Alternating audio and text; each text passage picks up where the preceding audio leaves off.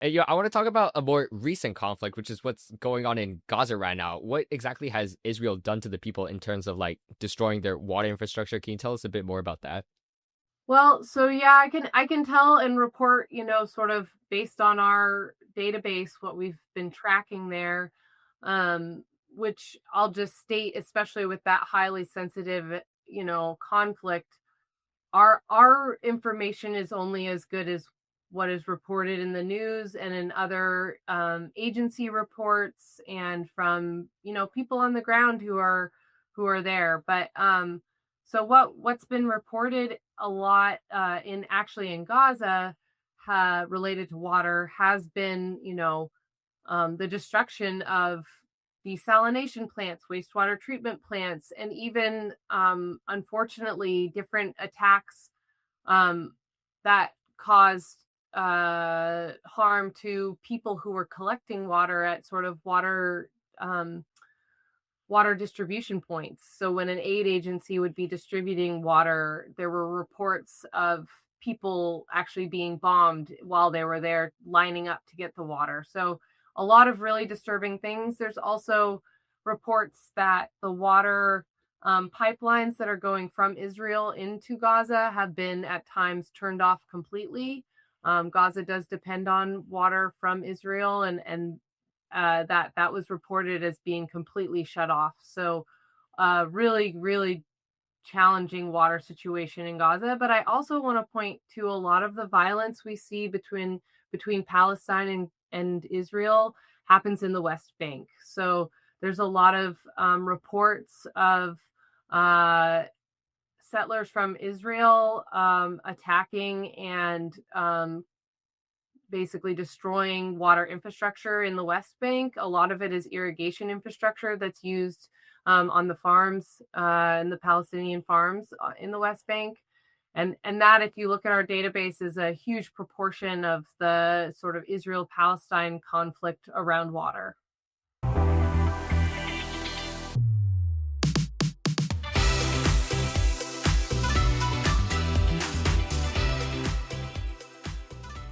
When people hear the phrase water wars, they often picture the future, countries fighting over rivers like it's a sci-fi movie. But in reality, conflicts over water have been happening for thousands of years now, and still continue on today in almost every corner of the world. Hello, listeners, and welcome to H2O and Beyond. My name is Alex Hahn, and each week we dive into the science, systems, and stories behind the water we use every day. In today's episode, I'm joined by Miss Morgan Shimabuku, a researcher at the Pacific Institute who studies these water conflicts. Welcome to the podcast, Miss Shimabuku. It's good to have you on the show. Yeah, thank you, Alex. It's an honor to be here and speak with you today. So, something I like to ask my guests before we get started is if you could give us a short introduction about who you are, what you do, and the place you work at.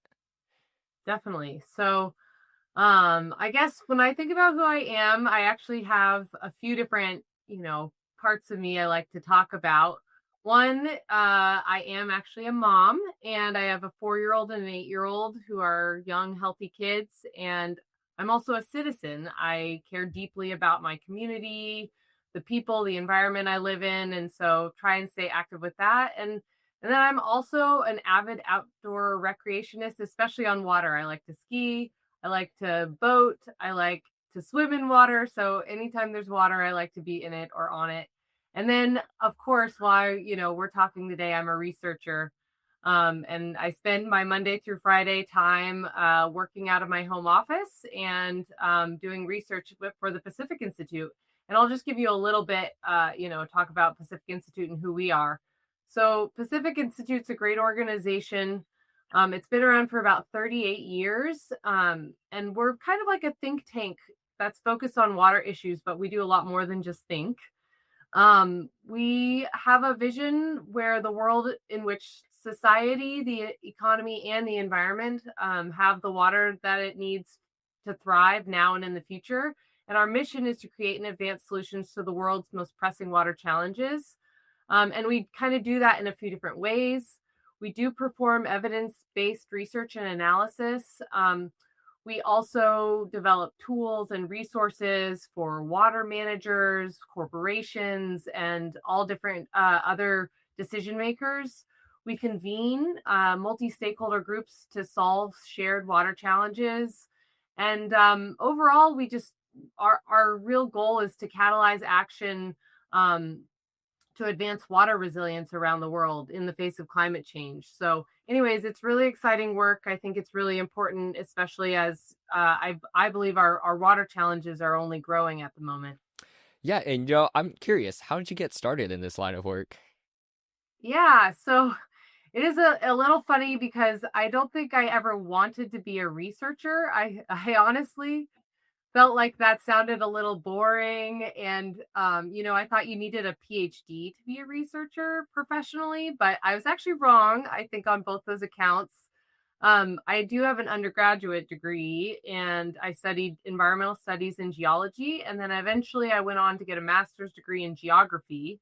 Um, and both of those programs involved a thesis, so doing my own research and writing it up.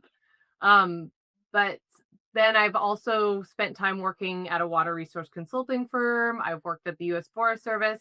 I also have worked at another nonprofit, or a few nonprofits, but one in particular where I did a lot of work with water utilities on conservation and efficiency.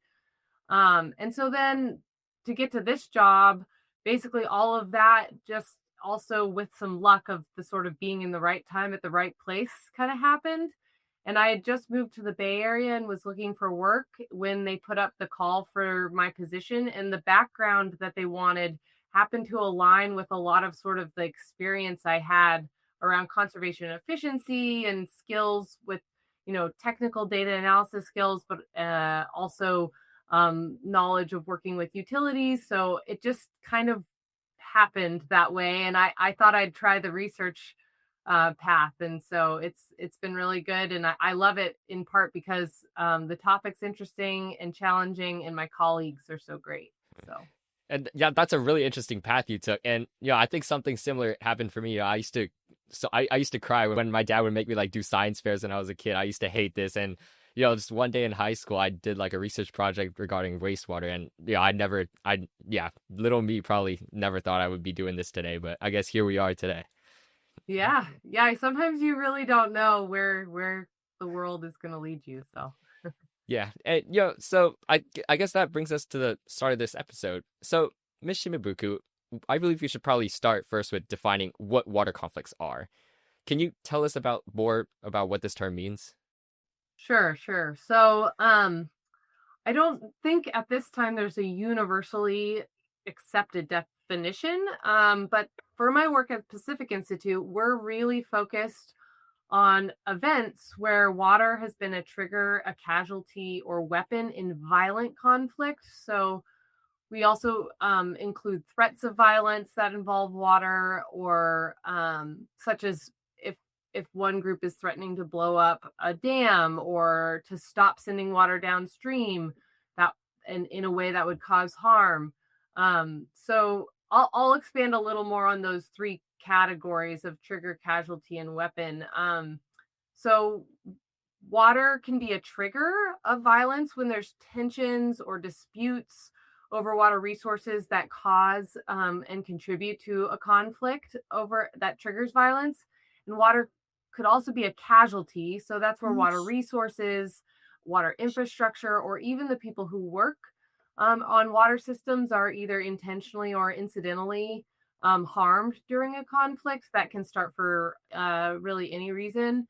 And then there's also water as a weapon, where water resources or systems are used deliberately to harm others or cause damage in certain ways. So that's sort of how we conceptualize of a water conflict event.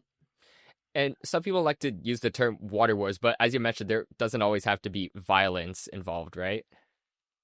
Yeah, that's right. So there are water wars is an interesting term. I think it's catchy for an understandable reason, but in a lot of ways it oversimplifies almost all water related conflicts. We do have we've tracked, one of the oldest conflicts ever recorded that we know of was in ancient Samaria between two different groups who probably didn't like each other for lots of reasons and were in competition. But a lot of the conflict in what was written down was about um, stealing water, blocking canals, disrupting irrigation systems. And so we've called that sort of the original water war, although admittedly, since we don't have very much information on it, there was probably a lot more to it than that. And yeah, so water war is an oversimplification, but maybe helpful in certain sort of instances. And have these water conflicts been going on as long as, humankind has been alive? I bet they have. So that one, the ancient Sumerian conflict happened about 4,500 years ago. And like I said, that's sort of the oldest record we have Mhm. of this kind of conflict over water, but it's definitely probably not the first. And it definitely, yeah, there's anything happening now, there won't be the last. It's water's going to continue to be a hot point issue in very high volatile situations. And is there a pattern that we're seeing right now, or any patterns that you've noticed in the future? You mentioned that water can be used as a weapon or it can be used as a trigger. And you guys keep a database. So is there any sort of pattern that you guys have been noticing? Yeah, so there are definitely trends that we have been tracking and noticing. So we try, and the database goes back 4,500 years that we have. It's a free, accessible, totally um, open source database that I encourage anyone who's interested to go to the website, and you can share that in your show notes or whatever, worldwater.org, and see it. But so when we look at trends, we're really focusing on the last sort of 15 to 20 years because data availability has gotten to be so much better Mhm. and reporting on events has gotten to be so much easier to find.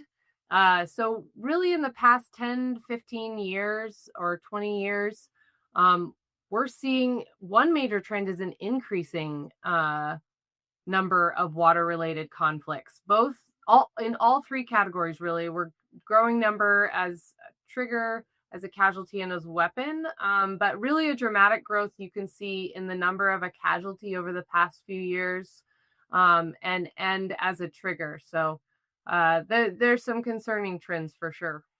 Are there any hotspots in the world where water conflicts are more likely to happen than others?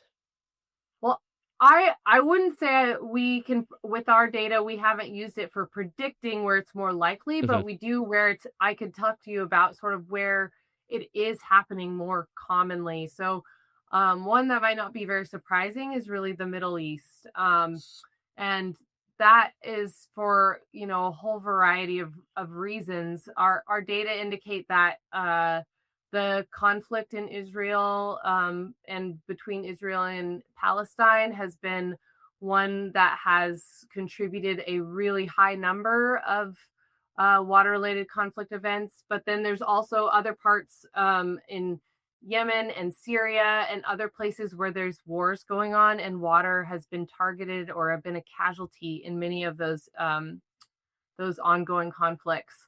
Then also, I'll just mention too, the two other regions where we see a lot of violence around water is sub-Saharan Africa, places like South Africa, and then Sudan, Darfur, Burkina Faso, lots of incidents in those places. And those are really diverse. In some places, it's a lot more of people protesting because they don't have accessible or affordable water, or water that they can really drink or use. And then in those protests, either the protests are violent or the response to the protest is violent. But then up in places like Burkina Faso, there's ongoing sort of militant insurgencies and infighting between different communities, um, and people are targeted when they're out at water points. So they've brought their herd to a water point, and that's where conflict will erupt. And we include that kind of thing because it really shows that vulnerability of that collecting and needing water creates a vulnerability for people. So Oh, and then Southern Asia is another big place, like India and Pakistan. That's had a lot of conflict recently as well. So it's not just in sort of, dry regions like the desert in the Middle East or Africa, right? It also happens in India. Yeah, yeah. In places that have high seasonality, it can be really challenging. But yeah, the the climate can of a region can definitely contribute to water stress, but in a lot of these cases it's where it's places where water is abundant or during a season when there is abundant water, so it's not necessarily always because of hydrologic water stress. It can be just about poor management and inadequate sort of supplies for certain groups or certain people. So, yeah, I'm wondering what exactly causes this conflict more happening. Is it like the water source becomes polluted, a shortage of water, or like you mentioned, like the seasonal changes? Yeah. I would say that there's not ever, I can't have a universal sort of answer where one type of conflict is always more prevalent than another, because these kinds of conflicts are so place specific with different actors involved, different water challenges, shared water challenges, etc.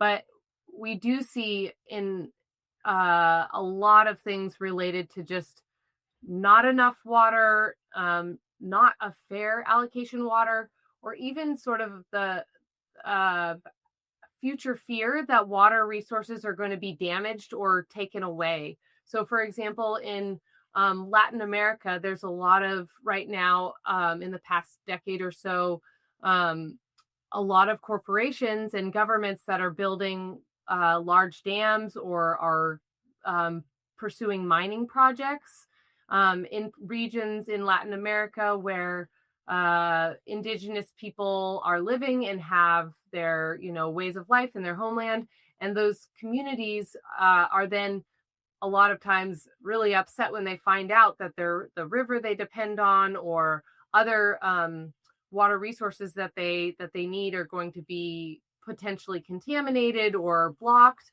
and so that can lead to violence between the government and the community, or even the corporations in the communities.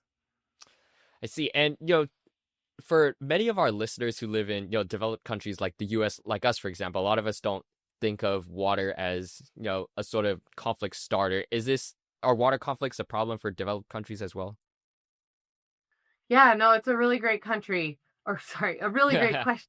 Um, yes, is the short answer, but definitely it's less common. We find a lot less violent water conflicts in more developed countries.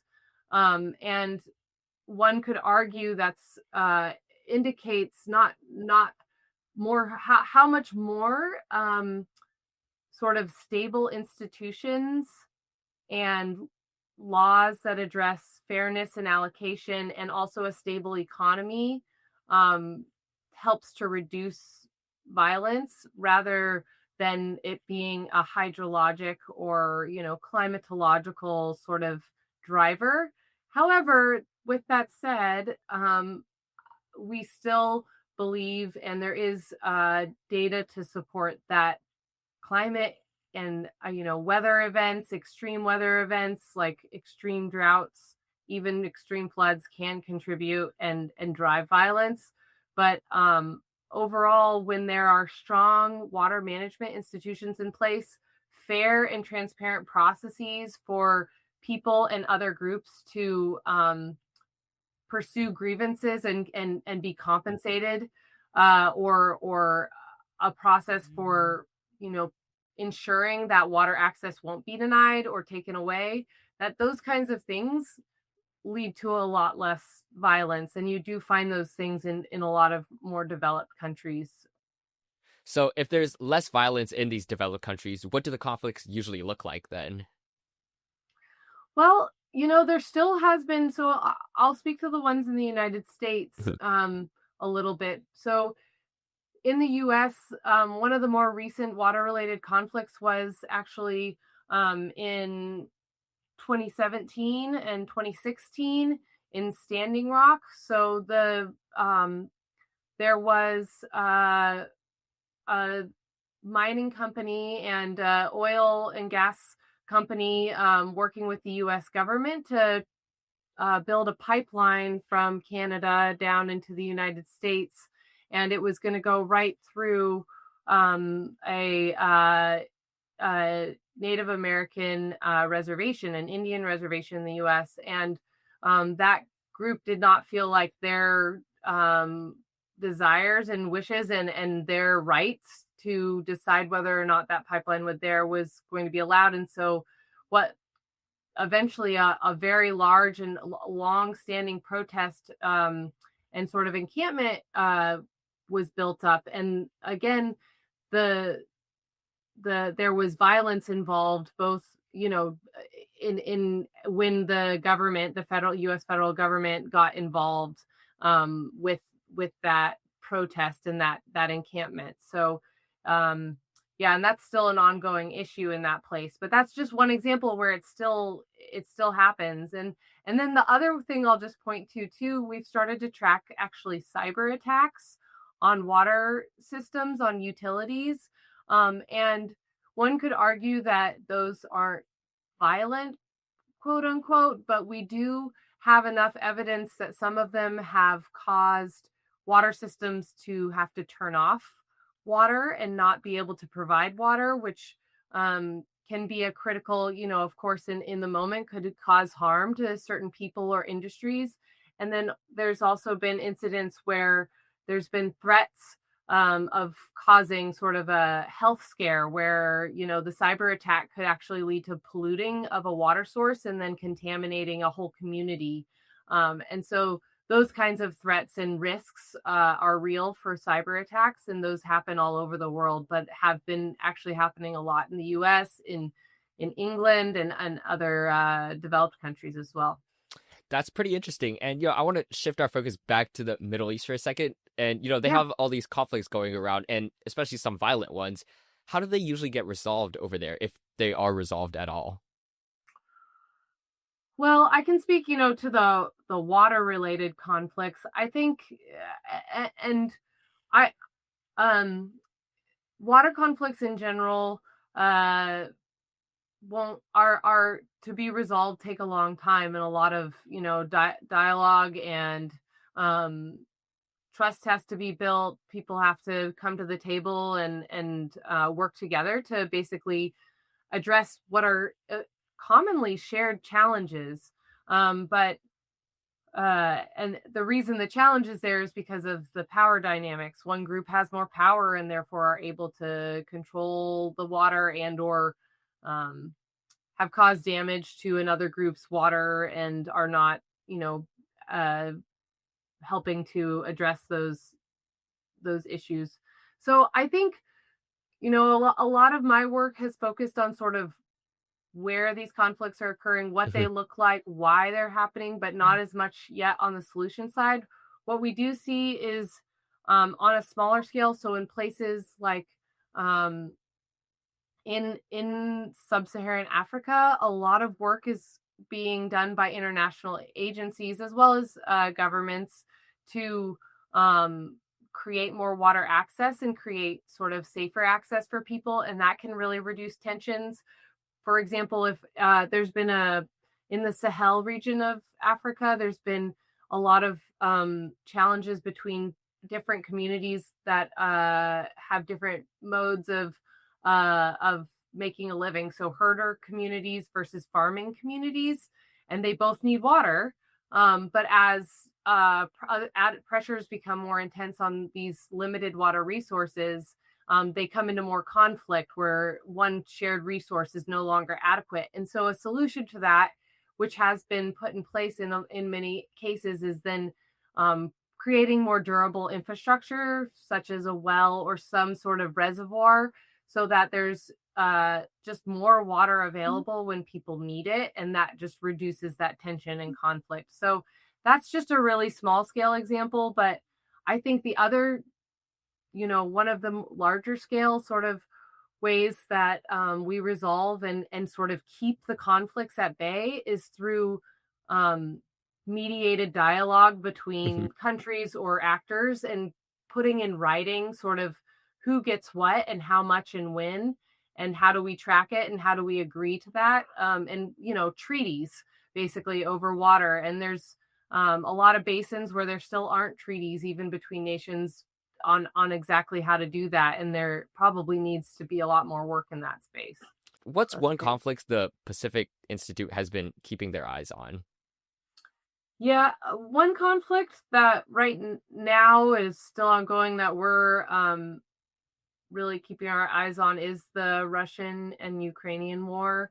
Um, Unfortunately, that war has included a lot of attacks, and water as a casualty, even water as a weapon, because there's been a lot of attacks on water infrastructure, so dams or even water treatment plants and wastewater plants, and then also on the energy infrastructure and energy systems that are vital to keeping water systems running oftentimes.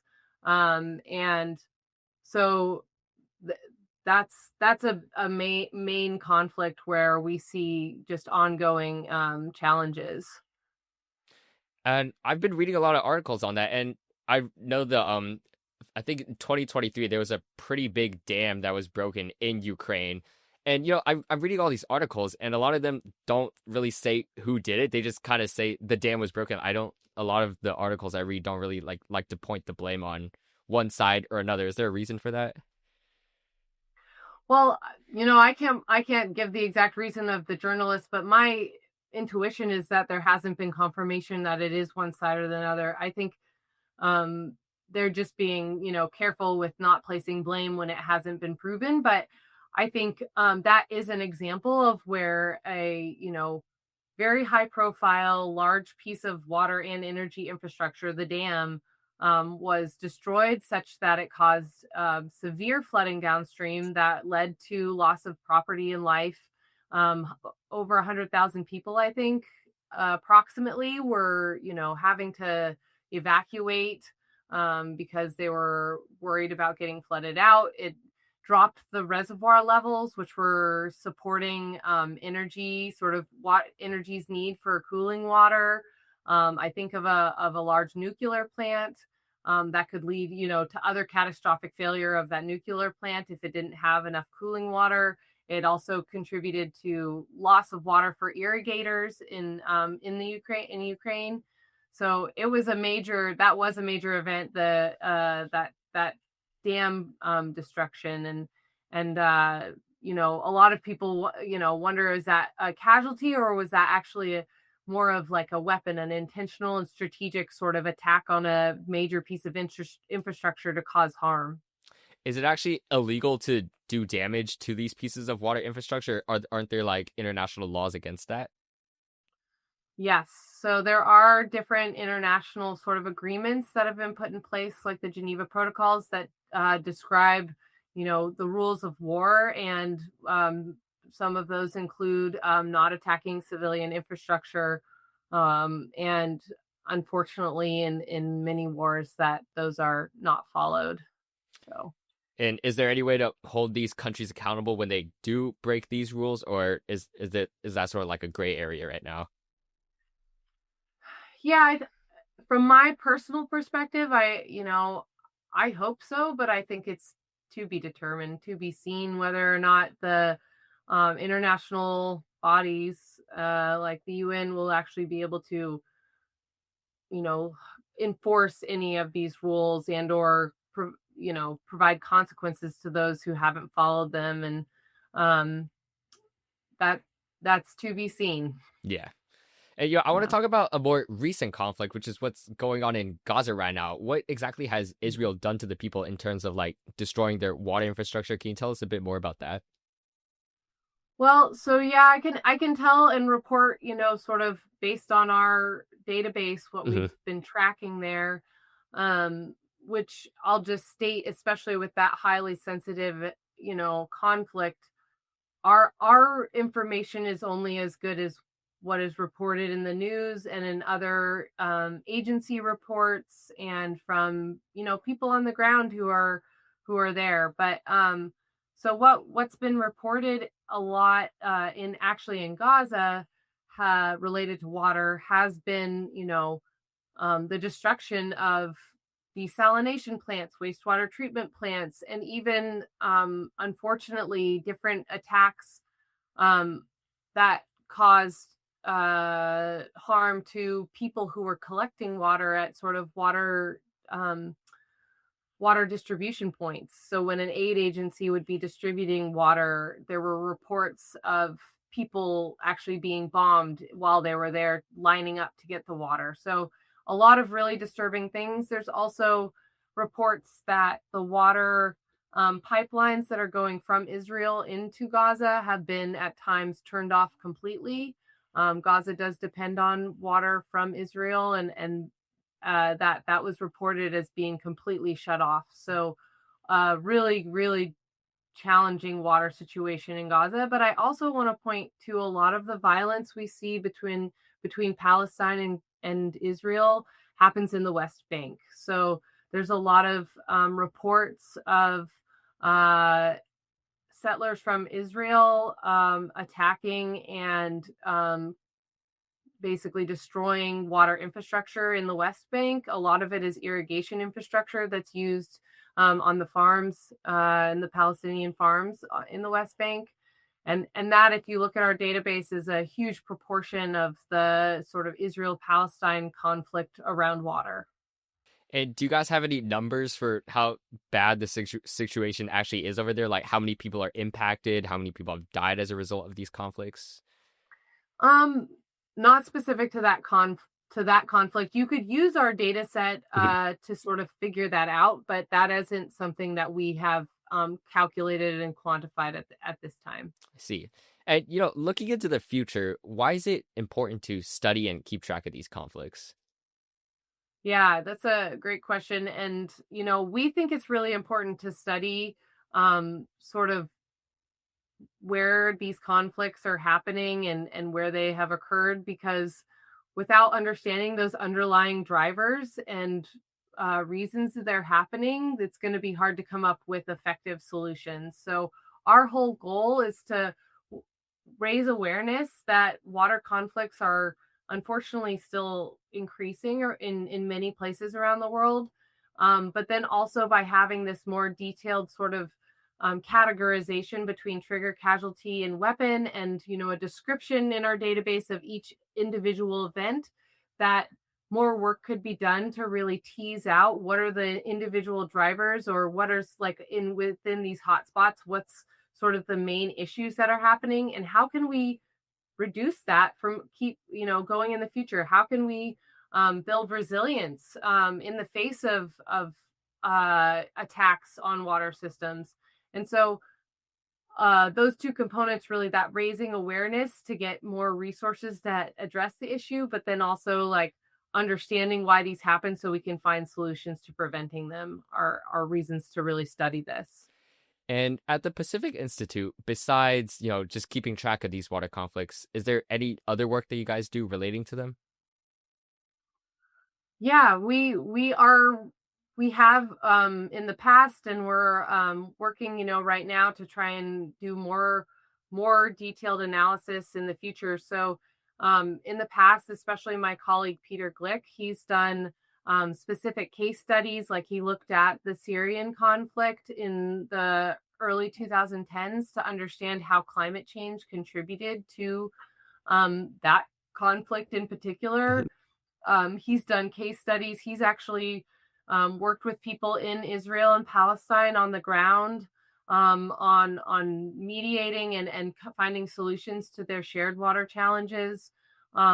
And we've supported international aid organizations that want to understand sort of where water conflict is happening, and how they can respond with their services of actual water and sanitation services and infrastructure.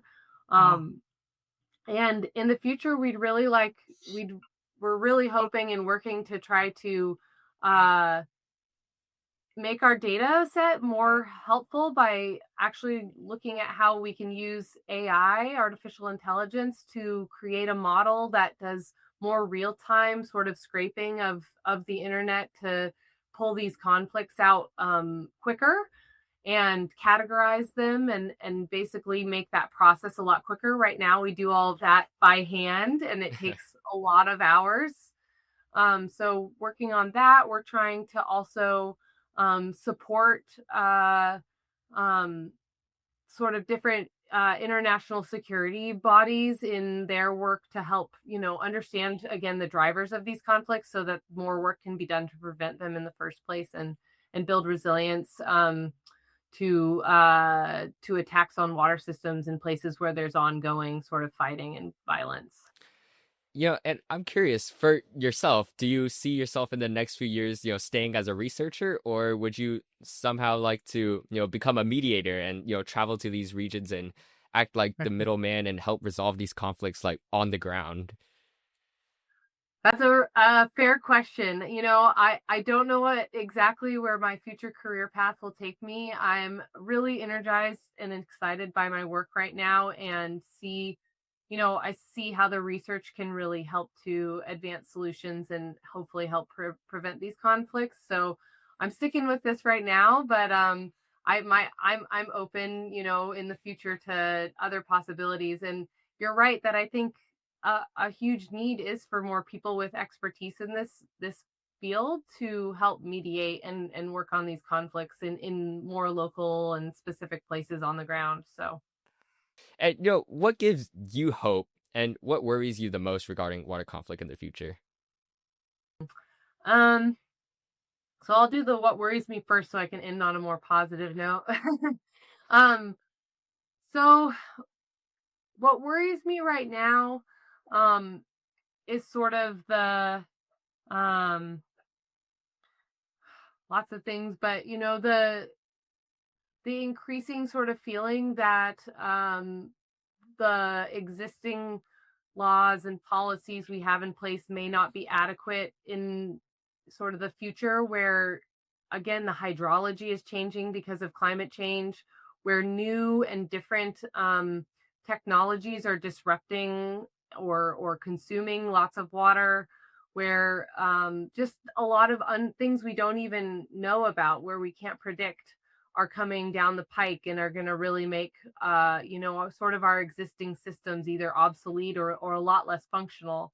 So that's something I worry about. But what gives me hope is that even if we stopped today, I think, with sort of finding new solutions, quote unquote, we have like the technology, and also at the local scale, communities have the knowledge of what needs to be done to really build the resilience to climate change and to rapidly changing conditions in the economy and things like that. The solutions are really oftentimes well known. It's just more of getting people all together and working in a way that builds trust and getting on board with each other to bring the resources together to enact them. So I feel like there's a just there's a lot more work in that space of like, let's actually bring the right people to the table to really enact these solutions that we know are going to be effective and get the resources we know. And while that's not a small challenge, it's hopeful because it's in our control. We have that ability. So that's what. So there's actually a lot of opportunity for new people to enter the water sector because of these, of these things that you mentioned that they could do, all the possibilities that they could help mediate conflicts, be a researcher and help solve global problems. Yeah. Yeah, or even, engineers, and also and people who want to speak for, help support the communities, and a lot of the solutions are around, restoring watersheds and making where we live more livable and beautiful and healthy, and things that are really going to bring benefits across the board, not just quote unquote for water. So yeah, there's a lot of good work going on out there. And honestly, Alex, people like you bring me hope when, people are really that you're so excited about the topic that you started this podcast and are talking to people, and that just brings me a lot of hope too when younger people than me are jazzed about this topic. Yeah. I just, I love learning. I love talking to new people every single week. And I really do think that, talking to all these professionals in the industry, professors, engineers, it also gives me hope as well for the future. That's awesome. I hope you can look up and see like, yeah, good good work being on, and then know that you're right there with us. So doing that work too. Well, Ms. Shibabuku, do you have any last words before we end this episode? I'll just say thank you again. It's an honor to be asked to talk about these issues that I care about so much. And I wish you just the best of luck with this podcast and in all of your future sort of work, especially on water. So Well, thank you so much today, Ms. Shimabuku, for joining me on today's episode of H2O and Beyond. It was a pleasure having you as a guest. Well, listeners, if you found that episode helpful, please share it with your coworkers and friends. And if you want to be a guest on the podcast or have any episode suggestions, there'll be a link tree and Google form in the description below for you to take a look at. I'll also link some resources to the Pacific Institute down there as well. I'm Alex. Thank you for listening to H2O and Beyond. Stay curious and stay hydrated.